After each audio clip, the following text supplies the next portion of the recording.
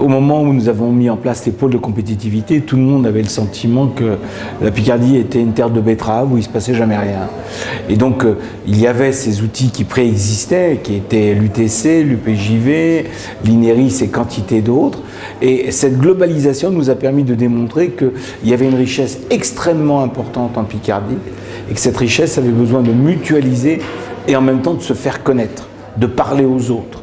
Et donc c'est pour ça que nous avons commencé à organiser ces journées, enfin ces semaines, sur la recherche et le développement. On est ici à l'UTC.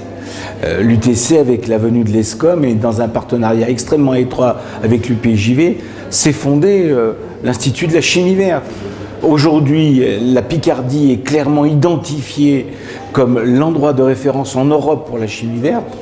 Et l'UTC joue ce rôle. Donc, j'ai pas d'inquiétude par rapport à l'avenir. Ce qu'il nous faut, c'est du temps.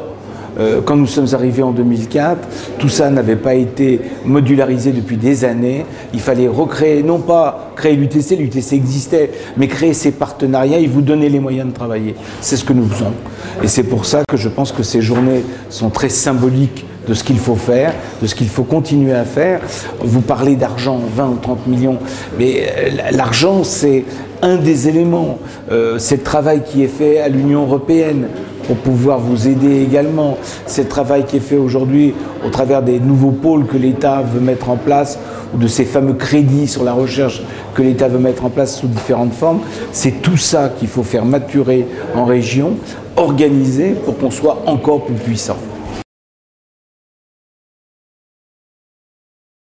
On n'est jamais obligé d'investir sur l'avenir, mais c'est beaucoup mieux quand on le fait.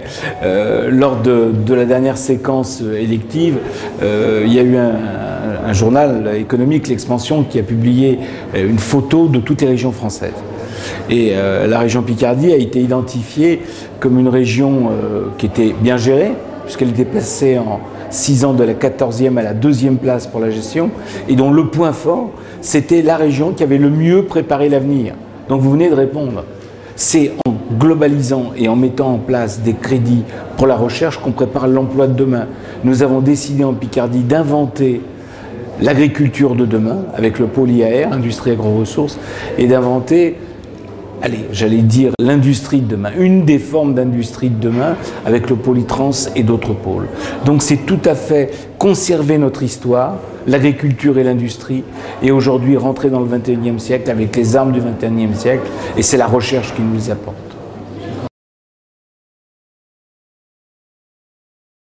Ce qui est important au jour d'aujourd'hui, c'est effectivement que ces projets voient le jour, parce que ces projets sont les projets qui vont préparer l'avenir. Or, l'économie française, comme l'économie mondiale, est dans une crise, c'est comment on sort de la crise. Ce qui caractérise une sortie de crise, c'est qu'on ne ressort jamais de la même façon dont on y est entré. Or, plus on aura préparé l'avenir et qu'on sera sur de nouveaux sujets comme la nouvelle façon de produire de l'énergie, la nouvelle façon de produire des matières premières, au travers de tout ce qu'on a vu encore ce matin ici, davantage nous serons prêts à faire en sorte que l'économie picarde et que l'économie européenne vivent dans ce monde, qui est un monde totalement globalisé. Donc oui, c'est important, mais ce que je souhaite, c'est que ça ne soit pas qu'un discours et que ça finisse par se faire.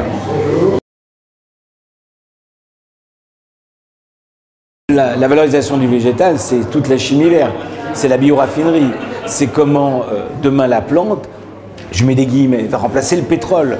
Et on va passer de la pétrochimie à la bioraffinerie. Et donc c'est un enjeu d'avenir mais considérable. C'est comment on va produire de l'énergie et de la matière première au travers de la plante et d'utilisation de la molécule dans tous ces aspects demain. Donc je pense qu'on est vraiment au cœur de la préparation du 21e siècle.